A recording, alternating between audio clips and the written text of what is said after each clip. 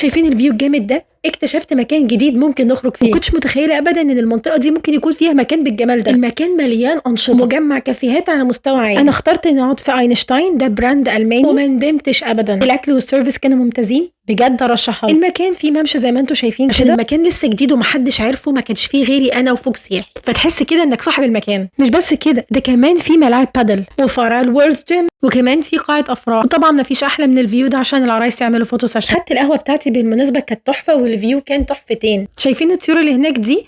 طبيعه مفيش كلام. نسيت اقول لكم ان هناك كمان في كيدز اريا. المكان ده بعد متحف الحضارات بحوالي 5 دقايق، هو لسه ما كملش، في حاجات كتيره هتتعمل هناك زي فندق مثلا. لما رحت متحف الحضارات كنت زعلانه قوي ان مفيش حاجه تتعمل بعد كده، بس الحمد لله رضوني وعملوا المكان ده، اسمه عين الحياه، وده من الاماكن اللي اكيد برشحها لكم في شهر نوفمبر. عموما انا ملاحظه ان فيه اهتمام كبير جدا بالمنطقه دي، وهي بصراحه تستاهل، فعندنا اماكن كتيره ممكن نروحها. يلا فولو فور مور.